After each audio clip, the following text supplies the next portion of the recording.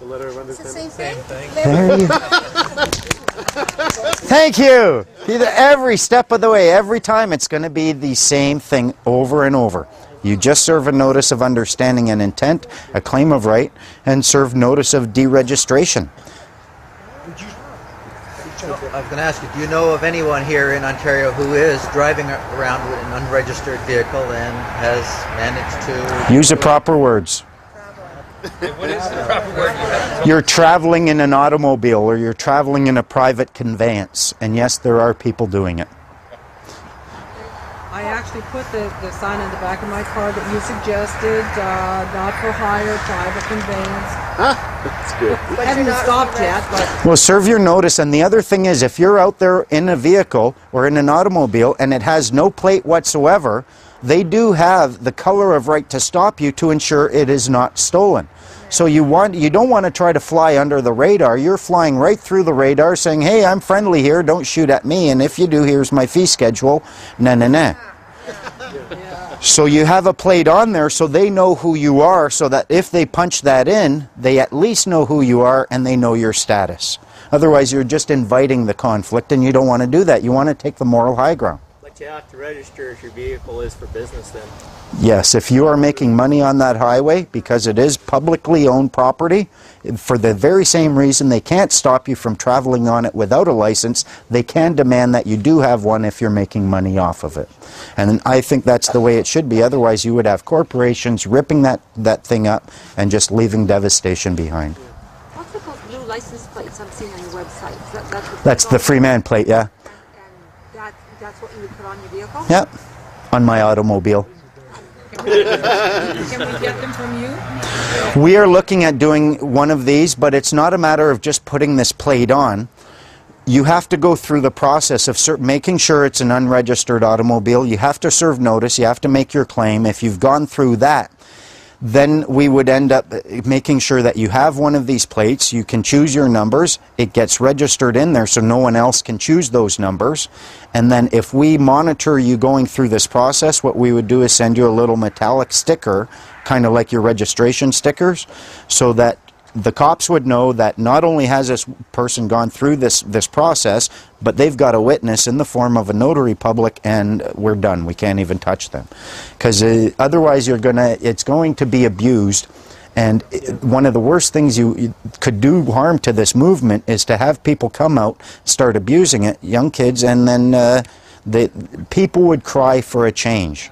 And they would cry for a change. Like the abuse of the handicap sticker. Yeah.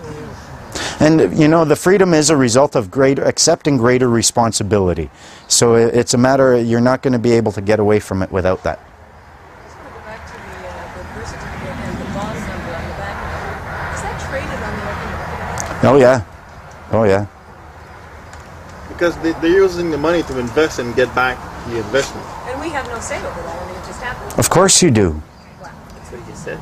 Typically speaking, we don't know. You've never tried, have you? As long as they're not informed. That's the only reason you have no say, is you've never found your voice. You find your voice, you will find they have to respond. They're your fiduciary agent. They have to accept your directives. Now, the letter of understanding and so forth, for each situation has to be crafted. Call it a notice. A letter can be ignored. Okay. But it has to be crafted differently for each situation. We can't just blankly have one notice.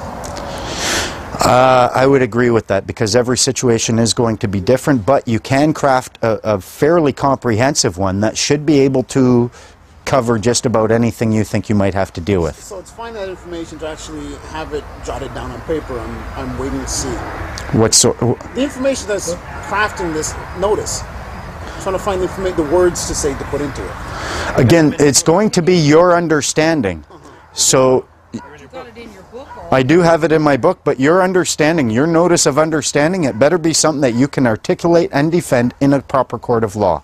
Otherwise, they're going to catch you with your foot in your mouth, and you're just going to look silly. Yeah. It's as simple as saying, I realize that whatever, and just what you notice and understand, you're making a statement of that. Well, you're putting it forward. I'm saying this is where I stand. This is what I believe. It's as simple as that. Essentially, this is what I firmly believe, and this is where I'm standing, and you can't move me just by ordering me, because we're both equal. You go stand over there if you want. That's your belief. I'm standing over here. And the intent is if you come and move me, then. Yes. And the claim of right. The claim of right supports my actions to engage in defending myself, so if they do come, they can't charge me, and they can't really lay claim that they're the ones with the moral high ground. And that's what it really is about. You get the moral high ground, you look at them and say, we can't fight, sorry. Just putting them on notice, basically. Yeah. I put my lawyer on notice last week. Oh, man. You wouldn't believe, after like 3 weeks of phone calls and no calls returned, typed out the letter, faxed it in, you are now on notice that if I don't have an answer from you by close of business, I think I gave him 24 hours, I will be taking this further. There's my intent, and I had every intention of following it up. Bam, he's on the phone. Oh yeah, notice counts. They can't, it's information presented that they can't claim ignorance of. And the letter they can. Once you have a claim of right, is there like a rules of delay or something that's acceptable, that okay, from like once I have my claim of right, like is there a certain that like after 10 days or so, like okay, that's final, there's no response or something, so that's No, once you have a claim of right, you have a claim of right, but then what you want to do is take that and you want to be able to stop the cops from coming at you or the government or whatever. So you're seeking a estoppel, permanent estoppel by acquiescence. The evidence, you take this to a notary public, you say, here's my claim of right, this is what the entire process is, no one has disputed it every chance they've had, and you get a notice of estoppel. And if the cops try stopping you, you show them that, and they are barred from bringing any action. Before that, you should have, like, you should give notice and have a certain respectable delay to get a response. Yes, you have to give them fair opportunity to respond. Okay, so it's like a 14 days is standard and good, and no one can bitch about it. all right. Okay. Is that something you print in the local paper, or the government? There's a number of ways to serve notice, and again, that's in the book. Everything, personal delivery. You can post it on their door. You can serve it publicly by way of in the newspaper. If you can put it in the newspaper, that's always best, because part of this is to stand against these people in a public manner, so that people know that they're not alone, and that let them know you're not scared. So yeah, if you can get it in the paper, do that.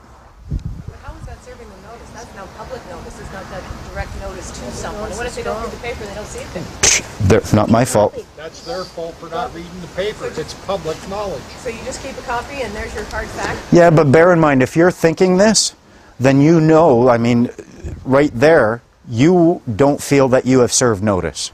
So then you would have an obligation to take other steps to ensure that they do have it. The purpose of that notice in the paper is, it's not to get away with making sure that you can claim they got notice, but they didn't actually. You're not trying to get anything over on anyone. You just want that notice seen from even more people. 2 questions. No, one at a time, buddy. The one I have one question that relates to the people in your car. So, is there could an agent have any force, or could they do anything if your vehicle is not registered, registered, and you don't have a driver's license, and you just make sure that it's okay? You're not a driver, so the people around you in the car, can anything happen to them, or what they will try to do is they'll try to say, oh, you're a passenger. Yeah. A passenger legally, if you look at any conveyance, there's three statuses. There's the owner, the driver. Yeah, the owner, driver, actually 4, passenger and guest. Okay. A passenger is someone who is on there and has paid to be there.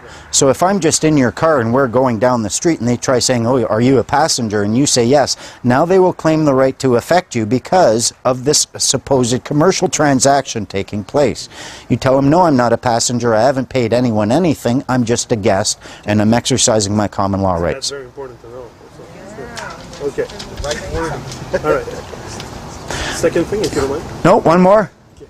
We're all cold and everyone wants to, we're winding up. Okay, one more. Okay, last one. Okay. The question is, if we have 200 farmers who want to start a cannery and we borrow money for building and equipment, and can we use the money from birth certificate for the loan? Are you engaging in a profit-making activity? It would be. No. Okay. Thank you. The concept of profit goes against, it's not a benefit to your society if you're engaging in this for profit. Okay, so if profit, then no. Rob, Okay, thanks. you were mentioning something last week.